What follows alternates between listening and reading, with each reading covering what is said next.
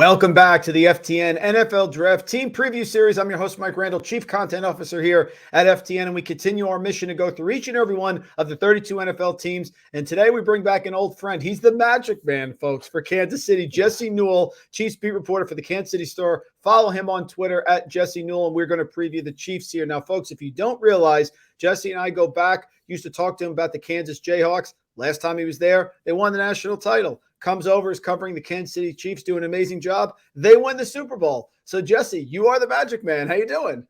I am for hire for 31 other NFL teams, if you want to know. Double my salary. I'll come wherever you want, and I will cover whatever team you want me to.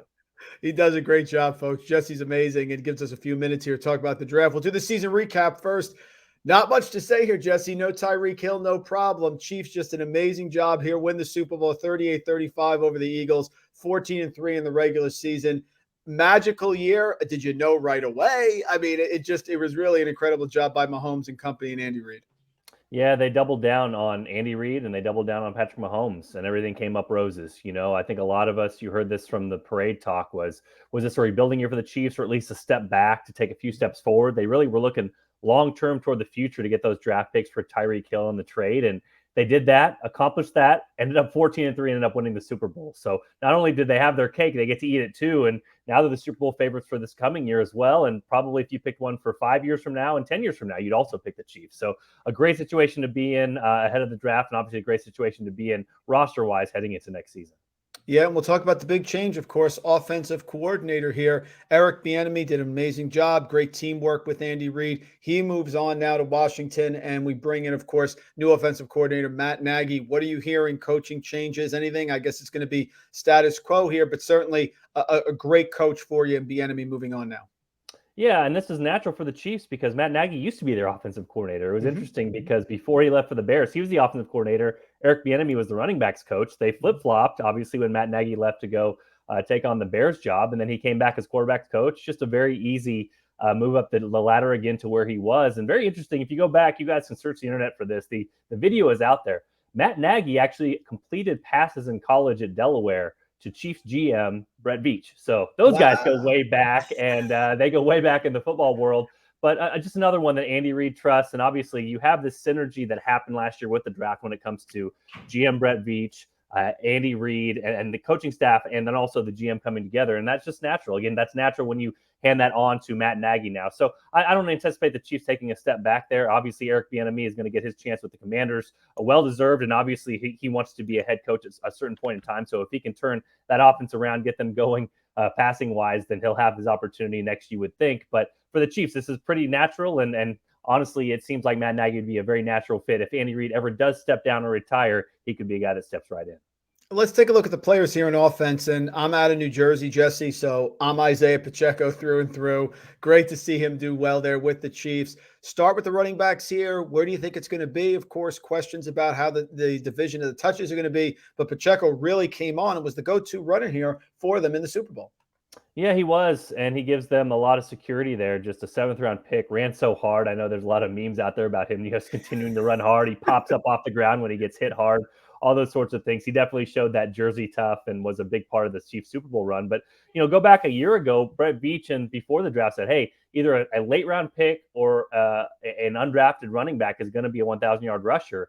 You add up regular season, postseason for Isaiah Pacheco, he ends up with just over 1,000 yards. So Brett Veach actually called his shot with what Isaiah Pacheco did. But behind him, it's kind of interesting because the Chiefs haven't signed Jerick McKinnon yet. They signed him to a 1-year deal last offseason, and so he's still a free agent out there. You'd think they would have some interest, but maybe that'll take a while to formulate. And they also lost Michael Burton to Sean Payton and the Broncos, the fullback they have. So we'll see what they do with the running back room. It seems like we're talking about the NFL draft preview series here. It seems like they could take it back here in the later rounds and try to kind of fill in like they did with Isaiah Pacheco. But right now that running back room is a little bit open, but they do like what they have with Isaiah Pacheco because of what he showed last year. And I guess we'll turn here to wide receivers now. Juju Smith-Schuster, solid year. Of course, he moves on, goes to the Patriots. Marquez Valdez-Scantling, Kadarius Toney came over, did some nice things for a little bit. And Skyy Moore, of course. How do you see that breaking down here? All centered around the great Travis Kelce at tight end.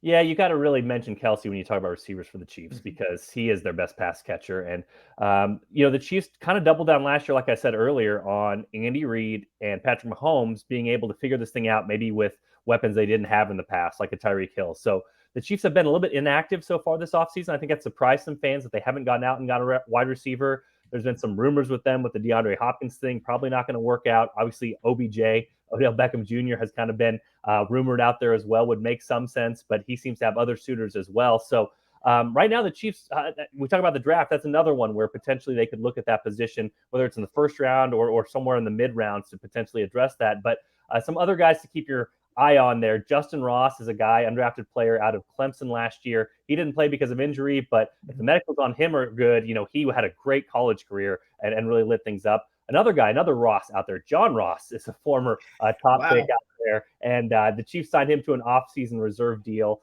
has that blazing speed. And if anybody can figure out what to do with it, usually the Chiefs do. So a couple guys to keep your eye on. Amir Smith-Marset was another guy they brought on the practice squad last year. He was a fifth-round pick from the Vikings a few years back. And so maybe he plays into their plans, but I would definitely anticipate the Chiefs bringing another receiver or two to try to solidify that unit, potentially in the draft as well. Free agents coming and going now, both offense and defense. Going to have to make some changes on the offensive line, of course. Big loss here of Orlando Brown. What are you hearing of free agency here? We're sort of coming to the end of it. We're going to really turn the page here to the draft as we hit April. But free agency, losses and additions, what are you seeing here with Kansas City? Yeah, they're in a fascinating spot. They went out and spent big for Jawaan Taylor, who is the right tackle for the Jaguars, one of the biggest offseason deals out there. And Orlando Brown Jr. moved on and went to the Bengals. So that'll be a nice matchup to watch with that Chiefs-Bengals budding rivalry that's been out there. But the Chiefs have said they feel comfortable moving Jawaan Taylor to left tackle. And with the money that they gave him, potentially that looks like what's going to be. But they also are open. If they find a left tackle out there on the market or in the draft and potentially can plug him in there, then you potentially could just leave Jawaan Taylor at right tackle because that's where he's played a majority of his snaps. So to bank on him playing left tackle, you really have to have faith not only that he can do it, but that your coaching staff and offensive line coach Andy Heck can teach him. So this is kind of the MO for the Chiefs and what they did last season too. They sort of fill in their weaknesses. Like I keep saying, for the NFL, they have first world problems. You know what I mean? They need another tackle, but they have a good offensive line. They need another receiver, but you like the guys they have coming back. They need some help on the defensive line, but they're probably going to sign Chris Jones to a long-term deal. So all these things are kind of covered, and that way when the draft comes to you at the 31st pick, you can say, okay, this is the guy that fell to me instead of, oh my gosh, I have 4 defensive linemen I need. I have to take a defensive lineman. It doesn't matter if there are none of them left. So that's kind of where the Chiefs are set right now, and they kind of fill in their holes as things go, but they never seem to paint themselves in a corner. So offensive line, definitely I would expect them to address tackle in this upcoming draft at some point, potentially in the first round if one of those guys is sitting out there from the right side or even from the left side. But the Chiefs have left themselves kind of flexible with options. That way that if something doesn't fall to them, they can move on and kind of adjust quickly. Yeah, just a special organization here in Kansas City. And listen, coming into last year, Jesse, the big push, and I was on the Russell Wilson with Denver bandwagon. I thought he was going to do a fantastic job. Vegas, of course, had improved. The Chargers look strong, but the Chiefs just continue to stand above the competition in one of the toughest divisions in football. Last question, we'll get you out of here. You mentioned already, pick 31 because Dolphins don't have a first-round pick. So there's only 31 picks in the first round. Chiefs, of course, Super Bowl champs are last. Then you have pick 63 in round 2, pick 95, 2 4s, a 5th, a bunch of 6 and 7s, and they've shown the magic already with a guy like Pacheco turning those late-round picks here. Are you thinking offensive line, any chance of a trade, anything you're hearing right now about the draft? Because like you said, they're just building and they're sort of in a position of strength, want to sprinkle in and sort of fill some holes here. Yeah, absolutely. And remember, too, the draft is in Kansas City this year. So it's going to be a big celebration downtown. You win the Super Bowl, you throw a parade, and then you host the draft, which is going to be one of the biggest events that this city has held. I mean, I know that a couple of years, the World Cup's going to come to Kansas City, which is a big deal, too. But the NFL draft kind of set the precursor for saying, hey, Kansas City is the type of city that can host this type of event.